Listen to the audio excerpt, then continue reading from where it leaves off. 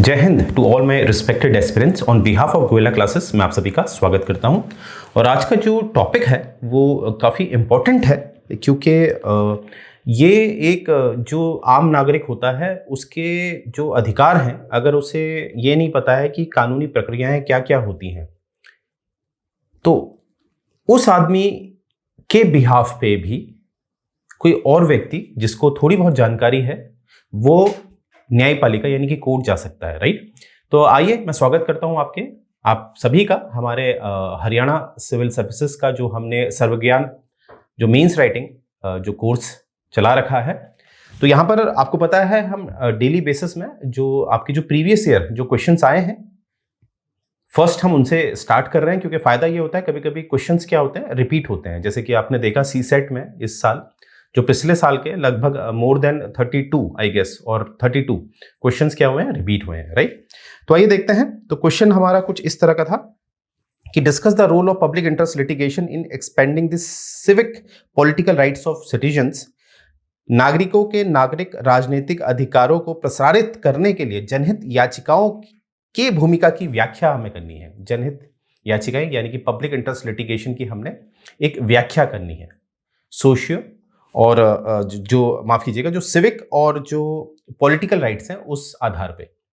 तो देखिए हमेशा मैंने कहा कीवर्ड आपको पता होना चाहिए। सिविक मतलब होता है जो नागरिकों से संबंधित होते हैं, जैसे आर्टिकल 14, आर्टिकल 15, आर्टिकल 16, ये सब जो है ये नागरिकों से संबंधित हैं। और भी अनुच्छेद हैं, और जैसे मैं बात करूं अनुच्छेद 324 ये बात करता है चुनाव आयोग की, तो ये नागरिकों से प्रत्यक्ष रूप से संबंधित नहीं है। आप मेरी बात समझ रहे हैं ना। तो जो सिविक राइट्स क्या होते हैं जो डायरेक्ट नागरिकों से संबंधित होते हैं, और पॉलिटिकल राइट्स क्या होते हैं जैसे आपको वोट देने का अधिकार, आपका इलेक्ट्रोल में नाम आने का अधिकार। तो इस तरह के जितने भी मुद्दे होते हैं ये पॉलिटिकल में आते हैं, राइट। तो आइए शुरू करने से पहले एक कोट देखते हैं एपीजे अब्दुल कलाम साहब की कि मैन नीड डिफिकल्टीज, ये देखिए, in life because they are necessary to enjoy the success. तो डिफिकल्टी और सक्सेस, सफलता और जो मुसीबतें हैं उसको जोड़ा गया है। तो यानी कि हमें यह पता चलता है अगर आपको सफल होना है तो कुछ मुसीबतें आपने लेनी होंगी, मुसीबतों की आपको जरूरत होगी, तभी आप सफल हो पाएंगे, राइट। तो बिना परिश्रम के आपको सफलता मिलना बहुत मुश्किल होता है, राइट। तो आइए शुरू करते हैं हमारे क्वेश्चन से जिसका टॉपिक है PIL। बहुत इंटरेस्टिंग टॉपिक है, राइट। तो इसकी शुरुआत करते हैं। तो आप देख पा रहे होंगे जो PIL है ये भारत ने कहां से लिया है, अमेरिका से लिया है, राइट। देखिए क्या है कि अमेरिका और यूके में अगर मैं एक कंपैरिजन करूं तो मुझे पता चलता है कि जो संसद है, जो विधायिका है, वो यूके की बहुत शक्तिशाली है न्यायपालिका से। और वहीं मैं यूएसए की बात करूं तो वहां पर हमें दिखता है कि यूएसए की जो न्यायपालिका है वो बहुत शक्तिशाली है। और इसी का कॉम्बिनेशन हमें भारत में मिलता है, यानी कि भारत में अपने स्तर पे जो विधायिका है यानी कि जो संसद है उसकी अपनी अहमियत है, इंपॉर्टेंट है। और वहीं पर अगर मैं बात करूं न्यायपालिका की, वो भी अपने स्तर पे काफी मजबूत है। तो भारत में दोनों ही मजबूत हैं अपने अपने स्तर पे, राइट। तो यानी कि जो PIL का कॉन्सेप्ट है वो कहां से लिया गया है, अमेरिका से, राइट। अब यहां पर यह बात की गई है और इसमें जो मतलब है कि वहां पर क्या था कि जैसे बहुत सारे जो गरीब लोग हैं, जो अल्पसंख्यक हैं, जो अनऑर्गेनाइज्ड कंज्यूमर्स होते हैं, अनऑर्गेनाइज्ड मतलब जो जिनको अपने पूरे अधिकारों के बारे में पता ही नहीं होता है, उस तरह के लोगों को अनऑर्गेनाइज कहते हैं। तो उन लोगों को भी कहीं ना कहीं जो न्यायपालिका है वो कहीं ना कहीं सहयोग करे, यही एक PIL का कॉन्सेप्ट होता है, पब्लिक इंटरेस्ट लिटिगेशन का। पब्लिक जनहित याचिका, जनहित, जन के हित के लिए, राइट। अब देखिए इसको और क्लियर हम कैसे समझेंगे। सबसे पहले हम शुरू करेंगे, एक कॉन्सेप्ट होता है जिसे हम कहते हैं जुडिशियल एक्टिविज्म। मैं लिख देता हूं यहां पर, देखिएगा यहां पर हम लिखते हैं, हम लिखेंगे देखेंगे जुडिशियल एक्टिविज्म, जुडिशियल एक्टिविज्म। देखिए अब इसको हिंदी में क्या कहते हैं। देखिए ये कॉन्सेप्ट हमने फॉरेन से लिए हैं, तो इसका जो मूल शब्द है वो इंग्लिश ही है क्योंकि ये अमेरिका से आया है, राइट। तो मूल शब्द इसका क्या है, जुडिशियल एक्टिविज्म। इसका क्या मतलब होता है, जुडिशियल एक्टिविज्म का मतलब होता है कि जब न्यायपालिका खुद, आई रिपीट, न्यायपालिका खुद हस्तक्षेप यानी कि इंटरफेयर करती है जब उसे कुछ गलत दिखता है। अब आप क्या समझे, देखिए, न्यायपालिका तभी तो पिक्चर में आती है आमतौर पे जब हम न्यायपालिका के पास जाते हैं, यानी कि हमने कोई अपील करी, तब जाके न्यायपालिका पिक्चर में आती है, राइट? अगर मैं एक सिंपल वे में कहूं तो। पर जुडिशियल एक्टिविज्म में ऐसा होता है कि किसी ने अपील नहीं करी है, किसी ने अपील नहीं करी है, जिसके साथ गलत हुआ है, जिसके साथ गलत हुआ है उसने अपील नहीं करी है, फिर भी न्यायपालिका न्याय देने आ जाती है, उसे कहते हैं जुडिशियल एक्टिविज्म। कैसे, एक उदाहरण से देख लेते हैं। मानते हैं मैं कहीं ढाबे में खाना खाने गया, मैं किसी ढाबे पे खाना खाने गया, तो मैंने देखा कि वहां पर एक 8 या 9 साल के बच्चे काम कर रहे हैं और बड़ा मालिक द्वारा, जो ढाबे का मालिक है, वो बच्चों का शोषण कर रहा है। तो मुझे दिख रहा है वो गलत हो रहा है। तो देखिए, बच्चे को तो पता ही नहीं है कि क्या है नियम, क्या है। वो तो बेचारा अपने रोजी रोटी के लिए काम कर रहा है, क्योंकि वो गरीब वर्ग का है। उसको ये नहीं पता है कि अनाथालय हैं जो उनको पालते हैं, पढ़ाते हैं, बहुत सारे एनजीओज हैं, उसको तो नहीं पता ना बच्चे को। तो उस केस में क्या हो सकता है, मैं बच्चे के बिहाफ में न्यायपालिका में एक पिटीशन, याचिका दायर कर सकता हूं, राइट? आमतौर पे क्या होगा, जिसके साथ गलत हुआ है वही अपील करता है ना। पर इस केस में क्या हो रहा, बच्चे को तो पता ही नहीं है और मैंने अपील कर दिया। या इसको ऐसे भी समझ लीजिए, मानते हैं मैं कहीं का जज हूं, किसी न्यायपालिका का, और मैं खाना खाने उतरा ढाबे में और मैंने देखा, अरे ये बच्चे को तो इंगेज किया जा रहा है, गलत है ये तो, ये बच्चे के साथ शोषण हो रहा है, एक्सप्लॉयटेशन हो रहा है। तो उस केस में मैं क्या करूंगा कि मैं इस मुद्दे को न्यायपालिका में ले आऊंगा एज अ जस्टिस। मैं खुद इस मुद्दे को ले आऊंगा। तो इसको कहते हैं सुमोटो। क्या कहते हैं, एक टेक्निकल टर्म होती है सुमोटो। सुमोटो मतलब जब न्यायपालिका खुद हस्तक्षेप करती है, या तो वो अखबार में पढ़ लेती है कुछ ऐसी खबर, या ऐसे दृश्य उसे दिखते हैं जो बच्चे वाला मैंने आपको भी बताया, तो उसको सुमोटो कहते हैं। तो इस तरह से जब न्यायपालिका खुद हस्तक्षेप करती है उन कमियों में, जो कमियां एक कार्यपालिका की है या विधायिका की है, उन कमियों पे जब न्यायपालिका खुद एक्शन लेती है, तो उसे कहते हैं जुडिशियल एक्टिविज्म। साधारण शब्दों में मैंने आपको बता दिया। और भारत में फादर ऑफ जुडिशियल एक्टिविज्म कहा जाता है पीएन भगवती को। किसे कहा जाता है, एक सेकंड में दिखाता हूं आपको। पीएन भगवती जी हैं, अभी आगे नाम आएगा, पीएन भगवती। इनको कहा जाता है फादर ऑफ जुडिशियल एक्टिविज्म। वो क्यों कहा जाता है अभी आपको और समझ में आएगा। मुझे उम्मीद है अभी तक आप ये समझ चुके हैं कि एक जुडिशियल एक्टिविज्म की परिभाषा क्या होती है, जहां पर एक न्यायपालिका खुद हस्तक्षेप करती है जब कुछ गलत हो रहा होता है। अब यहीं से एक बात याद रखेंगे कि जो पीआईएल है, पब्लिक इंटरेस्ट लिटिगेशन, जनहित याचिका, ये एक जो सिद्धांत है वो जुडिशियल एक्टिविज्म से ही बाहर निकला है। आई रिपीट, पीआईएल जनहित याचिका जुडिशियल एक्टिविज्म से ही बाहर निकली है। तो मुझे उम्मीद है यहां तक आपको एक कॉन्सेप्ट जो है वो क्लियर हो गया होगा। जब कॉन्सेप्ट क्लियर होते हैं तभी हम मीन्स लिख पाते हैं, राइट? तो आइए आगे बढ़ते हैं। तो ये हमने डिस्कस कर लिया था कि अमेरिका से हमने लिया है। अब देखिए, अब क्वेश्चन है कि मुझे पीआईएल के बारे में देखना है, ये कहां पर है, किस धारा में आता है, या किस सेक्शन में आता है, या किस अनुच्छेद में आता है। तो देखिए, जो पीआईएल है वो ना ही आपका संविधान में आपको मिलेगा, ना ही वो किसी, जो बैरेक्ट होती है ना, जैसे कोई एक्ट बन जाते हैं, अधिनियम बन जाते हैं, उनकी अपनी बैरेक्ट होती है जिसमें पूरे उस एक्ट की क्या होती है, डिटेल होती है, वो कहीं नहीं मिलेगा आपको। ये एक सिद्धांत से अपनाया गया एक प्रोसीजर है, एक प्रक्रिया है। तो वो सिद्धांत क्या है, जुडिशियल एक्टिविज्म। तो ये बात याद रखेंगे, कहीं पर भी नहीं मिलेगा आपको, ठीक है? नॉट डिफाइंड, परिभाषित कहीं नहीं है, ठीक है?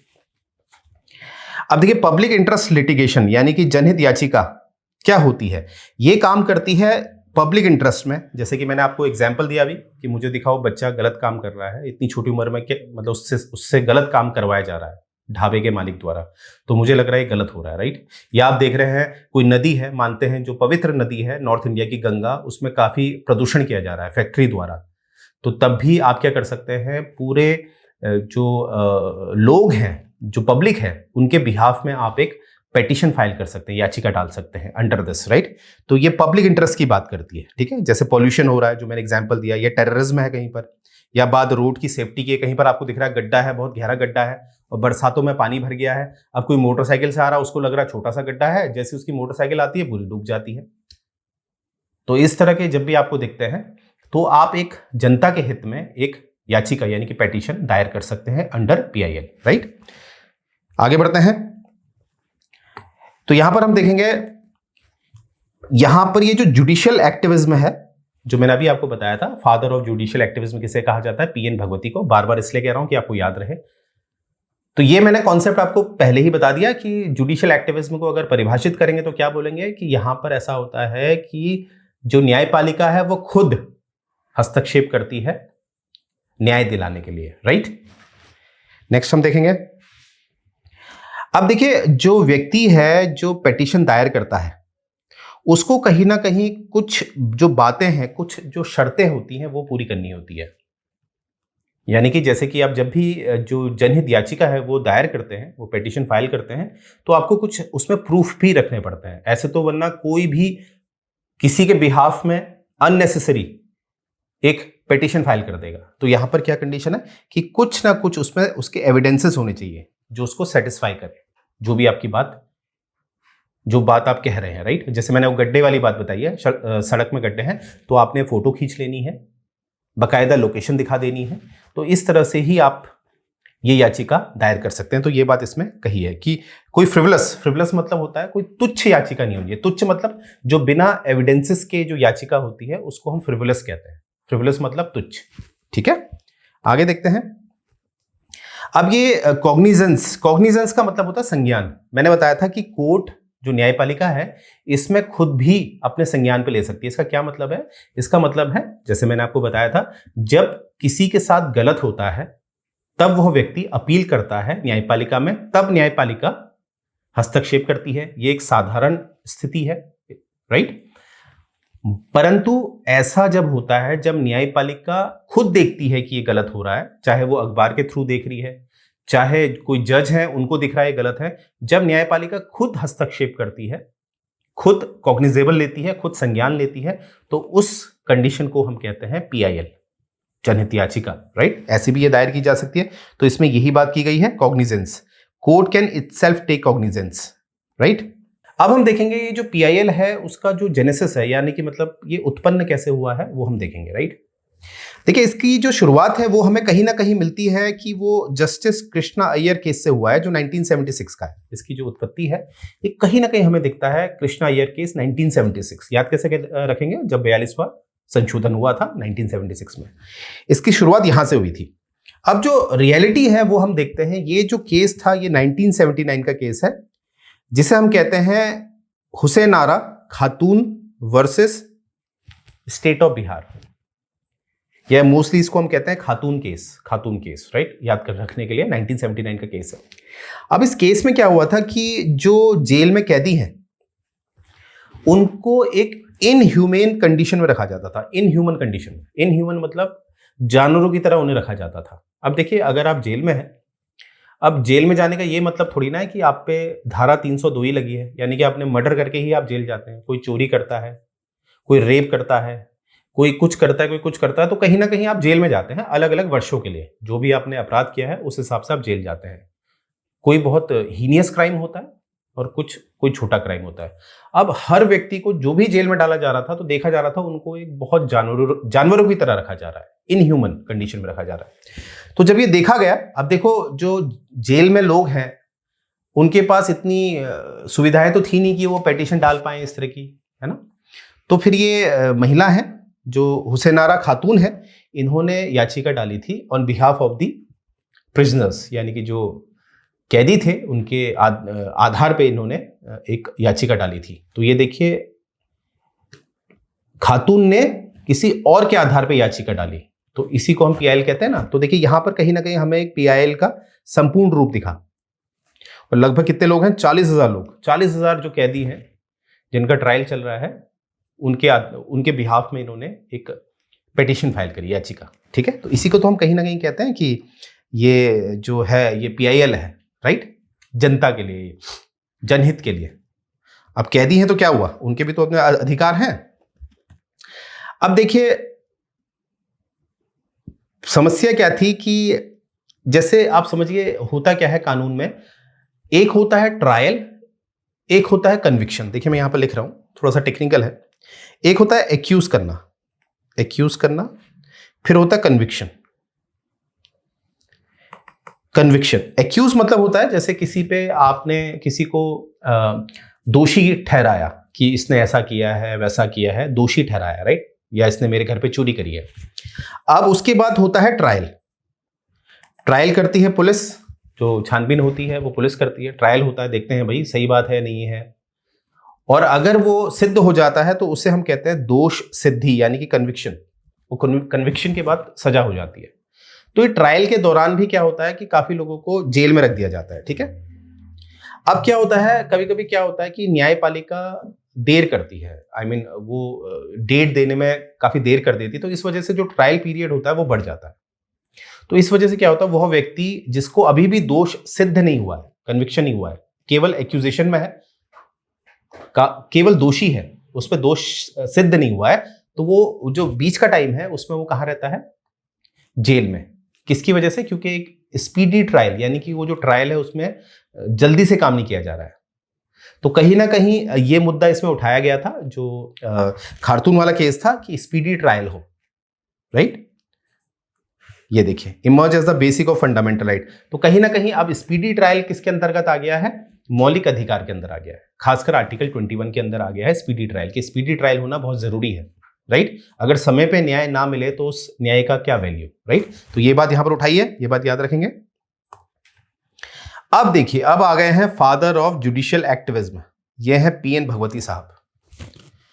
असल में जो पीएन भगवती साहब हैं, इन्होंने ये जो पीआईएल का मुद्दा है उसको एकदम क्लियर करा, स्पष्ट किया। कैसे, क्योंकि देखिए अभी तक पीआईएल जो शुरुआत हो रही है 1976 वाले केस से, फिर खार्तूम केस आया 1979 में, उसमें अभी भी अच्छी तरह जो न्यायपालिका है उसने ये नहीं बोला था कि पीआईएल दायर करने के लिए जरूरी नहीं है जिसके साथ गलत हुआ है वही पीआईएल दायर करे। अभी तक ये क्लियर नहीं किया था, पर पीएन भगवती ने ये बातें क्लियर कर दी थी कि भैया ऐसा है, अगर आपको लगता है कि जनता के बीच या जनहित में अगर आपको लगता है कुछ गलत हो रहा है, हालांकि वो आपके साथ गलत नहीं हो रहा है परंतु किसी और के साथ गलत हो रहा है, तो आप एक पीआईएल दायर कर सकते हैं। अनुच्छेद 32, अनुच्छेद 226 और एक सीआरपीसी की भी धारा है, उसके द्वारा भी आप क्या कर सकते हैं, जनहित जो याचिका है, जो पीआईएल है, उसे दायर कर सकते हैं। तो ये बात किसने उठाई, पीएन भगवती। और इन्होंने ये भी कहा कि न्यायपालिका चाहे वो खुद भी, ओपन नहीं लिखा, खुद भी, यानी कि सुमोटो, यानी कि न्यायपालिका खुद भी अगर उन्हें दिखता है कहीं पर कुछ गलत हो रहा है, या विधायिका की गलती है या कार्यपालिका की गलती है, तो वो खुद भी उस केस को अपने संज्ञान यानी कि कॉग्निजेंस में ले सकती है। तो ये बातें किसने स्पष्ट करी, पीएन भगवती ने। इसीलिए इनको क्या कहा जाता है, फादर ऑफ जुडिशियल एक्टिविज्म। तो ये देखेंगे जो केस था वो था एसपी गुप्ता और यूनियन ऑफ इंडिया केस, इसमें जो जस्टिस थे वो पीएन भगवती थे, ठीक है। ये बातें इन्होंने स्पष्ट करी। देखिए ये बात मैंने आपको ऑलरेडी बता दी है, अंडर 226, अंडर 32, राइट। तो ऑलरेडी मैंने ये सब बता दिया आपको सिंपल वे में। अब देखेंगे एक MC Mehta versus union of India case है। अब ये केस क्या है, इसमें एक बात और क्लियर की गई है कि जो प्रॉपर्टी है, मानते हैं वो प्रॉपर्टी रिपेरियन, आप उसके रिपेरियन ओनर हैं। रिपेरियन ओनर मतलब होता है आप उसके ओनर नहीं है असल में। अब इसको उदाहरण से समझते हैं। देखिए ऐसा है, आप गंगा नदी के तट पे नहाने गए, मानते हैं आप हरिद्वार गए, आप नहाने गए, तो आपने देखा गंगा नदी पे कहीं ना कहीं आपको दिख रहा है कोई फैक्ट्री से कूड़ा फेंका जा रहा है। तो देखिए गंगा नदी के तो आप ओनर है नहीं, है ना, आप ओनर तो है नहीं, और उस तट के भी आप ओनर नहीं है जहां पर आपको दिख रहा है कि वो गंदगी फेंकी जा रही है। तब भी आप क्या कर सकते हैं, पीआईएल दायर कर सकते हैं। ये बात क्लियर कर दी कि जो व्यक्ति है जो पीआईएल दायर कर रहा है, अगर वो उस संपत्ति का मालिक नहीं है, ओनर नहीं है, तब भी वो क्या कर सकता है, पीआईएल दायर कर सकता है। तो ये किस केस में क्लियर किया, MC Mehta versus union of India case, right. आगे देखते हैं। अब देखिए, इतनी बातें मैंने बताई कि ये पीआईएल कहीं ना कहीं भगवती जो पीएन भगवती साहब है उनके द्वारा तो ओपन हो ही गया था, फिर मेहता केस आया था, उसमें तो और क्लियर कर दिया कि आप ओनर हैं या नहीं है उससे कोई फर्क नहीं पड़ता। अब आगे हम देखेंगे कि क्या क्या जो कारक हैं, फैक्टर हैं responsible for the growth of PIL in India, क्योंकि अगर आप देखेंगे, ग्राफ देखेंगे, तो पीआईएल का जो रेट है वो बढ़ता जा रहा है, मतलब पीआईएल ज्यादा दायर की जा रही है। ओके, कारण क्या है? देखिए, सबसे पहला जो कारण है वो है progressive social legislations. Progressive social legislations का मतलब क्या हुआ? इसका मतलब है कि आप, भारत ऐसा देश है जहां पर हर वर्ग में कानून बने हुए हैं। कैसे, मैं आपको इसको एक उदाहरण से समझा देता हूं। जैसे अगर आप लेबर हैं तो लेबर से संबंधित कानून है, अगर आप वुमन है, वुमन से संबंधित कानून है, और वुमन से संबंधित तो बहुत ज्यादा कानून है महिलाओं से संबंधित, जैसे शोषण, हैरेसमेंट, ये सब कानून भी महिलाओं के पक्ष में है। चाहे आप दलित वर्ग के हैं उससे भी संबंधित कानून है। तो इस तरह से भारत में बहुत ज्यादा कानून है। और मैंने अभी आपको बताया था कि पीआईएल दायर करने के लिए आपको एविडेंसेस रखने पड़ेंगे। अब जैसे मुझे दिखता है किसी दलित वर्ग के व्यक्ति के साथ गलत किया जा रहा है, और मुझे दिखता है कि ये जो दलित वर्ग का जो कानून है, दलित से संबंधित जो अधिनियम है, उसमें ये बात लिखी हुई है, तो मैं वो एविडेंसेस का इस्तेमाल करके आराम से पीआईएल दायर कर सकता हूं। तो इसीलिए पीआईएल की संख्या ज्यादा है। तो पहली बात आपको समझ में आ गई कि क्या है प्रोग्रेसिव सोशल लेजिस्लेशन, क्योंकि सामाजिक स्तर पे बहुत ज्यादा कानून बने हुए हैं भारत में। ठीक है, इसीलिए एक बात मुझे याद आ रही है, एक बात कही जाती है कि जिस देश में बहुत ज्यादा कानून होते हैं वहां पर न्याय कम हो जाता है। राइट, आगे बढ़ते हैं। नेक्स्ट है the liberal interpretation of locus स्टैंडाई। अब देखिए, लोकस स्टैंडाई का क्या मतलब होता है? लोकस स्टैंडाई का मतलब होता है कि जो आप न्यायपालिका के पास आते हैं उसमें कोई जटिलता ना हो, यानी कि वो कॉम्प्लेक्स ना हो, आसान हो। तो इसीलिए कहीं ना कहीं पीआईएल के द्वारा, जैसे कि कोई भी जा सकता है और इसमें कोई कॉम्प्लिकेटेड प्रोसेस नहीं होती। आप एक कोरे कागज में भी एक एप्लीकेशन बना सकते हैं with the attachment of the proofs. तो जो लोकस स्टैंडाई है, मतलब इसको आसान बनाया गया है जुडिशियल का इंटरफेरेंस। तो इस वजह से भी क्या है कि संख्या बहुत बढ़ गई है। और ऊपर से सुमोटो मैंने ऑलरेडी आपको बताया कि यहां पर न्यायपालिका खुद हस्तक्षेप करती है न्याय दिलाने के लिए। राइट, इसीलिए इसकी संख्या ज्यादा है। ठीक है, ये हिंदी में डेटा है आपका। अब देखिए, इसमें जो नेक्स्ट है कि जैसे अगर मैं बात करूं सोशल एंड इकोनॉमिक राइट्स, जो हमें सामाजिक और जो हमारे आर्थिक अधिकार होते हैं, ज्यादातर वो आपको दिखेंगे कि वो भाग 4 जो आपका डीपीएसपी है वहां पर दिखाए गए हैं। सामाजिक और आर्थिक जो आपके अधिकार हैं, जैसे आर्टिकल 39 किसकी बात करता है? इकोनॉमिक राइट की। ओके, तो आप देखिएगा, तो ये कहीं ना कहीं आपको पता है जो भाग 4 है हमारा, वो एक जस्टिसेबल नहीं होता है। भाग 4 जस्टिसेबल नहीं होता है, मतलब यह है कि अगर भाग 4 में लिखी हुई बातें राज्य नहीं लागू कर रहा है तो आप, यानी कि जनता, न्यायपालिका नहीं जा सकती है इस आधार पे कि उसे लागू नहीं किया जा रहा है। वहीं जो भाग 3 है मौलिक अधिकार, वो जस्टिसेबल होता है। अगर राज्य भाग 3 में कही गई बातें नहीं मान रहा है तो आप डायरेक्ट कहां जा सकते हैं? न्यायपालिका। बात समझ में आ गई? अब समस्या यह है कि अगर मैं बात करूं अनुच्छेद 21 की, अनुच्छेद 21 को सुनते ही आप समझ गए होंगे, ये बात करता है राइट टू लाइफ की, जो है भाग 3 में। अब भाग 3 में है तो ये एक जस्टिसेबल है। अब समस्या क्या है कि इसमें अब कहीं ना कहीं बहुत चीजें जुड़ती जा रही हैं, जैसे फ्री लीगल एड, जो कहीं ना कहीं आपको पता है 39A डीपीएसपी में आता है, 39A, परंतु आज ये आर्टिकल 21 के जो उसका दायरा है उसमें आ गया है। Right to live and dignity, right to education, 21 कॉ 86 अमेंडमेंट से आपको पता है जो 21 कॉ जोड़ा गया है, 21 कॉ 21A, वहां पर राइट टू एजुकेशन भी फंडामेंटल राइट्स बन गए।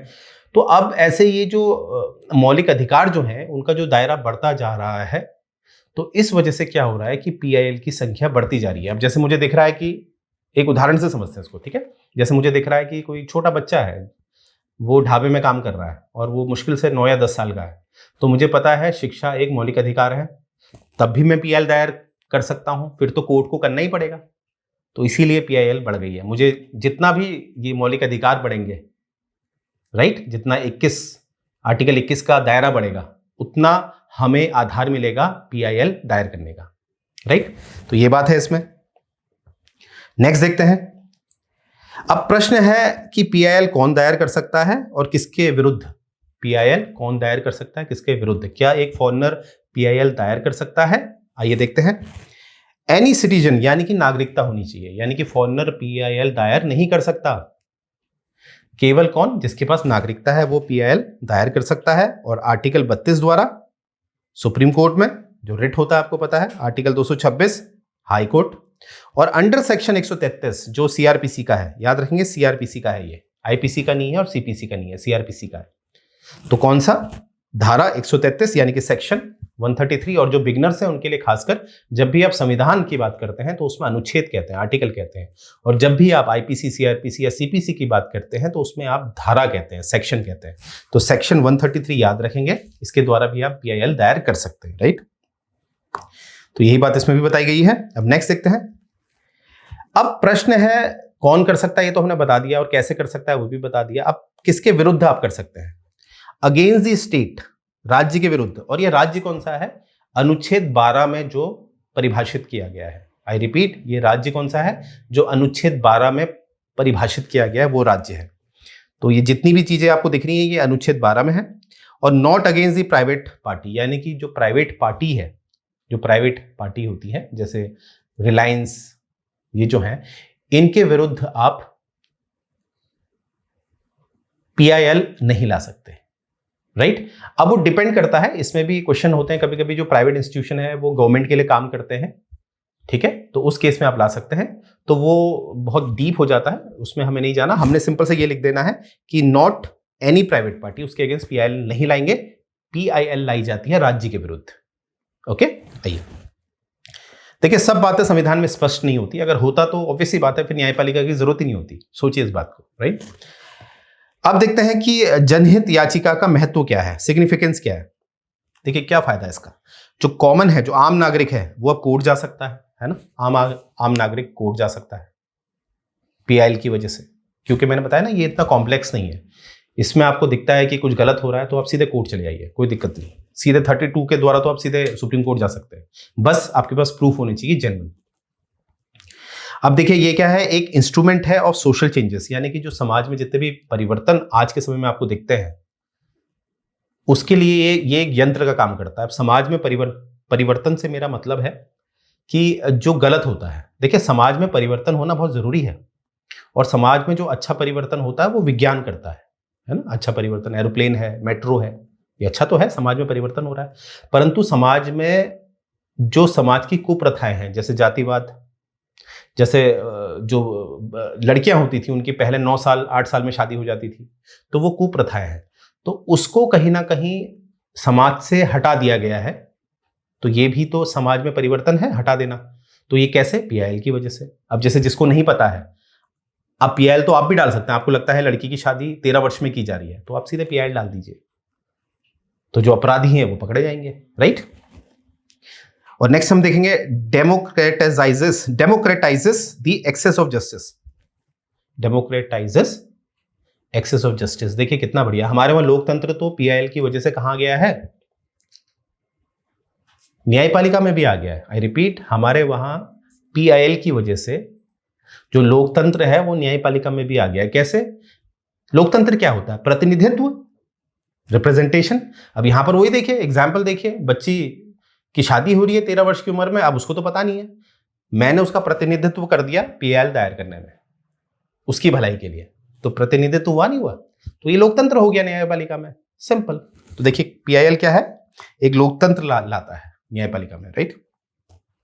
अब देखिए, it helps the judicial monitoring of state, यानी कि जैसे कि खार्तूम वाला केस जो मैंने आपको बताया था, जहां पर आपने देखा था कि जो जेल के कैदी थे उनके साथ इनह्यूमन बिहेवियर किया जा रहा था, तो कहीं ना कहीं वो भी ठीक किया गया। तो यहां पर आपको क्या दिख रहा है कि जो न्यायपालिका है अब वो हर जगह मॉनिटर कर सकती है कि जो कार्यपालिका है या जो विधायिका है वो गलत काम ना करे। तो कहीं ना कहीं जो न्यायपालिका का जो सुपरविजन है उसको बढ़ाता है PIL, right.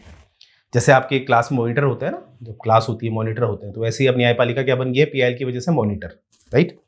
It is an important tool for implementing the concept of judicial review. Judicial review, न्यायिक समीक्षा। देखिए अनुच्छेद 13 शक्ति देता है न्यायपालिका को कि वो जुडिशियल रिव्यू करे, क्योंकि अनुच्छेद 13 में क्या बता रखा है, कौन सा कानून है और कौन सा कानून नहीं है, ये कौन बताएगा, न्यायपालिका ही बताएगी। तो कैसे बताएगी, जुडिशियल रिव्यू द्वारा। और PIL जो एक कॉन्सेप्ट है, जो एक सिद्धांत है, ये भी कहीं ना कहीं शक्ति देता है न्यायपालिका को जुडिशियल रिव्यू करने की। तो इसीलिए जुडिशियल रिव्यू का दायरा बढ़ता जा रहा है न्यायपालिका का। इसीलिए आज के समय में आपको दिखता है जो वर्चस्व है वो न्यायपालिका का ज्यादा है विधायिका से और कार्यपालिका से, राइट। नेक्स्ट हम देखेंगे, अब देखते हैं PIL, every coin has two faces, हर सिक्के के दो पहलू हैं। तो PIL में कुछ कमियां भी होंगी, देखते हैं क्या कमियां हैं। कभी कभी ये एक समस्या देता है कंपेटिंग राइट्स में। अब ये कंपेटिंग राइट्स क्या होता है, देखिए कंपेटिंग राइट्स, कंपेटिंग मतलब क्या होता है, जैसे कंपटीशन होता है ना, जैसे आप एग्जाम में आप बैठ रहे हैं, मेरिट में आने के लिए आपस में कंपटीशन है। जो भी मेरा लेक्चर देख रहा है वो एक ही कंपटीशन में बैठेगा ज्यादातर, तो कंपटीशन है नहीं है, मतलब एक जुड़ा हुआ है। अब इसका एक उदाहरण देखते हैं। होता क्या है, जैसे आप हैं, आप गंगा नदी में नहाने गए, तो आपने देखा सामने एक फैक्ट्री बनी हुई है और उसका जो पोल्यूशन है वो गंगा नदी में आ रहा है। आपने PIL दायर करी और वो फैक्ट्री को बंद करा दिया गया, राइट। चलिए बढ़िया काम हुआ, एनवायरनमेंट को आपने सेव कर दिया। बट इसी के साथ कुछ और भी जुड़ा हुआ है, वो है वहां पर करने वाले मजदूर की जीविका, उसके बच्चे, उसकी बीवी। अब मजदूर बेरोजगार होगा तो उसके बच्चे क्या खाएंगे, उसकी जो वाइफ है वो क्या खाएगी, तो ये प्रॉब्लम आती है। तो इसीलिए इसको कहते हैं problem of competing rights. Okay, तो ये कुछ प्रॉब्लम आती है। नेक्स्ट देखते हैं, it could lead to overburdening of court with frivolous PIL by parties with vested interest. मैंने भी बोला था कि PIL में क्या होता है, कोई भी दायर कर सकता है। अब कभी कभी क्या होता है, बिना सबूत के, या जो सबूत होते हैं उनको थोड़ा मेलिफाइड कर दिया जाता है ना, मतलब वो गलत सबूत होते हैं, तो इसका ये इस्तेमाल किया जाता है। और इस वजह से क्या होता है कि कोर्ट के पास बहुत अधिक PILs आ जाती है जो अननेसेसरी होती हैं, जिसका इतना इंपॉर्टेंट टॉपिक नहीं है। क्योंकि PIL लाने का जो मकसद था वो ये था कि जो सबसे महत्वपूर्ण बातें हैं समाज की उसको लिया जाए। पर लोगों ने क्या किया, जो इतना महत्वपूर्ण नहीं है, जो इतना इंपॉर्टेंट नहीं है, उसको भी PIL में लाया जाता है। इसलिए ये कहीं ना कहीं जो हमारी न्यायपालिका होता है उस पर एक अतिरिक्त बोझ है, एक्स्ट्रा बर्डन है इन अवर जुडिशियल सिस्टम, राइट। तो ये भी इसका है पॉइंट। अब इसका आप कंक्लूजन देखिए मैंने आपको पूरा डेफिनेशन दी, कॉन्सेप्ट दिया, जुडिशियल एक्टिविज्म के ही द्वारा PIL आया, फिर हमने इसका अच्छी बातें देखी, फिर नेगेटिव देखा। अब इसका कंक्लूजन देखते हैं। कंक्लूजन क्या करना है, कंक्लूजन है the greatest contribution of PIL has been enhance the accountability of the governments toward the human rights of the people। देखिए इससे फायदा क्या हुआ, अब कहीं ना कहीं जो सरकार है, अब सरकार से मेरा क्या मतलब है, सरकार का मतलब है कि भैया उसके पास एक विधायिका शक्ति भी है, जब वो मेजोरिटी में है तभी तो सरकार है, और उसके पास अपनी एक कार्यपालिका भी है क्योंकि उसमें मंत्री भी बैठे हैं। तो विधायिका और विधायिका और कार्यपालिका अब ज्यादा जिम्मेदार हो गई है, क्योंकि अब सुपरवाइजरी का काम बढ़ गया है ना न्यायपालिका का। जैसे सुमोटो, मैंने कहा था न्यायपालिका खुद घुस जाएगी अगर उसे दिखेगा कुछ गलत है। तो इस वजह से क्या हो गया कि अब जो सरकार है, क्योंकि सरकार के पास दोनों काम है, विधायिका और कार्यपालिका का, तो सरकार ज्यादा जिम्मेदार हो गई है, ज्यादा अकाउंटेबल हो गई, ज्यादा जवाबदेही है सरकार की अब। तो ये अच्छी बात है, राइट।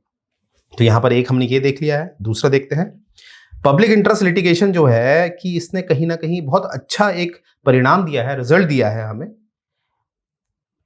और कहीं ना कहीं इसको अगर हम 30 साल पहले देखते तो वो जो समाज आज हमें दिख रहा है, जो PIL की वजह से दिख रहा है, वो 30 साल पहले नहीं दिखता था। तो PIL ने अच्छा काम किया है, राइट। जैसे कि कहीं ना कहीं जो बॉन्डेड लेबर्स होते थे उसको हटाया। बॉन्डेड लेबर्स मतलब होता था, बॉन्ड हो गया भैया कि तुम्हारे पापा ने हमसे पैसे लिए थे, तुम्हारे पिताजी ने हमसे पैसे लिए थे, लौटाए नहीं, अब तुम करोगे बॉन्डेड लेबर, बिना पैसे दिए तुम्हें हमारे लेबरी करनी पड़ेगी। तो ऐसे जितने भी नियम थे उनको हटा दिया PIL ने, है ना। और इसमें टॉर्चर होता था लोगों के, और जो ट्रायल और जो वुमेन प्रिजनर्स होती थी उनके साथ गलत होता था, तो ये सब हटा दिया गया है अब, क्योंकि PIL दायर की जा सकती है जनहित में, चाहे वो कैदी क्यों ना हो। तो इस वजह से आप देखेंगे कि इसने बहुत अच्छा काम किया है PIL ने, राइट।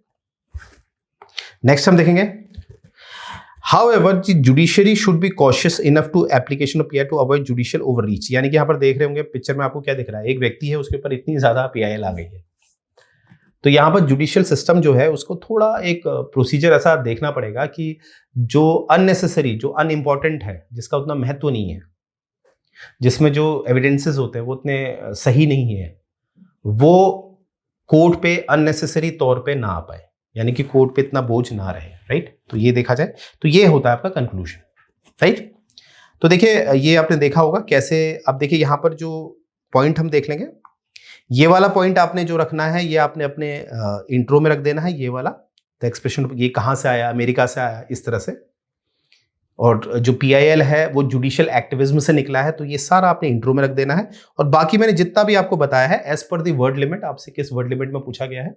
जैसे प्रीवियस ईयर ये 6 मार्क्स में आया था, अगर हम देखें, ये देखिए 4 और 6 मार्क्स के आपके क्वेश्चन आते हैं, तो जिस हिसाब से मार्क्स हैं, वेटेज है, उस हिसाब से आपने शब्दों का इस्तेमाल कर लेना है। इसीलिए मैं डेटा आपको पूरा दे देता हूं, जो भी आपको सबसे बेस्ट समझ में आता है उसका आपने इस्तेमाल कर लेना है। और कंक्लूजन मैंने आपको यहां पर क्लियरली डिफाइन किया है, राइट। जैसे कि आप देखेंगे ये लिखा है कंक्लूजन। कंक्लूजन में मैंने आपको 2-3 पॉइंट बताए हैं, तो ये है कंक्लूजन। और कंक्लूजन में आपने देखा होगा इसको हमने एक अच्छा ही माना है, क्योंकि PIL जो है वो एक लोकतंत्र को न्यायपालिका में पहुंचा रहा है, तो ये हमारे लिए अच्छा है, क्योंकि हमारी जो बुनियाद है वो लोकतंत्र है, राइट। तो आइए शुरू करते हैं। जो हमारी पब्लिसिटी है उसे देखना बहुत जरूरी है। तो देखिए आप जानते हैं जैसे कि जो हमारे HCS का जो मेंस का जो पेपर है वो एक्सपेक्टेड है 12 अगस्त से, फ्रॉम 12 अगस्त। तो you must be very serious, because अगर आप सीरियस नहीं है, अभी 1-1 घंटे का हिसाब नहीं रख रहे हैं, तो आप समझ लीजिए आपका जो कॉम्पिटिटर है वो 1-1 घंटे का हिसाब रख रहा है, और it's all about the merit. तो देखिए यहाँ पर जो गोयला क्लासेस की तरफ से आपको कुछ पैकेजेस दिए जा रहे हैं, जैसे कि इसमें आप देख रहे होंगे, इसमें टेस्ट सीरीज नहीं मिलती है आपको, एक प्रीमियम लेक्चर्स मिलते हैं, और आपको स्टडी मटेरियल दिया जाता है, क्योंकि इतना समय है नहीं आपके पास कि स्टडी मटेरियल आप प्रोवाइड करिए, ठीक है, एग्जाम बहुत नजदीक है। तो ये आप परचेस कर सकते हैं ओनली 6999। और इसी पैकेज में 6999 में आपको तीनों टेस्ट सीरीज, तीनों मतलब इंग्लिश, हिंदी और GS की टोटल 35 टेस्ट आपको दिए जाएंगे, और वो भी आपको कितने का पड़ेगा, 6999। बट उसमें आपके प्रीमियम लेक्चर्स नहीं होंगे और स्टडी मटेरियल नहीं होगा, यानी कि आप केवल टेस्ट सीरीज लेना चाहते हैं तो it will cost you only 6999 से। अब देखिए एक जो पैकेज है आपका, जिसमें आपका सब कुछ है, एक बंडल है पूरा, यानी कि इसमें आपके टेस्ट सीरीज भी हैं 3 के 3, इसमें आपके प्रीमियम लेक्चर्स भी हैं, इसमें आपके स्टडी मटेरियल भी है, तो सारा का सारा आप देखिए package, it will cost you only 9999। अब आप क्वालिटी हमारी जानते ही हैं, पोटेंशियल हमारा जानते हैं, और आप कंपटीशन कर लीजिएगा तो आपको प्राइस में डिफरेंस दिख जाएगा। तो ये एक जेन्युइन प्राइस है, ओनली 9999। और देखिए इसमें भी हमने एक आपको बहुत अच्छा ऑफर दे रखा है उनके लिए जिनको लगता है कि जो उनके प्री में जो मार्क्स आए हैं वो थोड़े ऐसे हैं कि उनका मेंस के लिए सिलेक्शन हो भी सकता है और नहीं भी हो सकता है। तो उनके लिए क्या हमने ऑफर दिया है, ऑफर है कि इसी वाले में 9999 में आपको अभी फिलहाल एक टेम्पररी बेस के लिए एक डिस्काउंट दिया जाएगा 90% का, यानी कि आपने केवल 10% पे करना है, जो कि है 999, जो आपने केवल पे करना है 999। इसमें आप हमारी जितना भी हमारा पूरा बंडल है उसका इस्तेमाल कर सकते हैं। और मान लेते हैं अगर आपका सिलेक्शन नहीं होता है अनफॉर्चुनेटली, तो आपने क्या करना है, बाकी का पैसा नहीं देना है, आप हमारे कोर्स से अपने आप क्विट हो जाएंगे। बट अगर आपका सिलेक्शन हो जाता है तो आपने रिमेनिंग पेमेंट हमें कर देना है, जो रिमेनिंग है 9000 का, फिर आप हमारा कोर्स एक्सेस कर सकते हैं। देखिए हमारा ये कंसर्न इसलिए क्योंकि देखिए पैसा तो आप दोबारा कमा लेंगे, बस समय दोबारा नहीं आता है, तो समय को हमने यहाँ प्रायोरिटी दी है, और जो लीडर्स होते हैं वो हमेशा समय को प्रायोरिटी देते हैं, राइट। तो लीडर्स बनना है तो समय को प्रायोरिटी देनी है। तो मुझे उम्मीद है ये लेक्चर आपको पसंद आया होगा, तो यहीं से मैं अब ये लेक्चर एंड करने जा रहा हूँ। जय हिंद।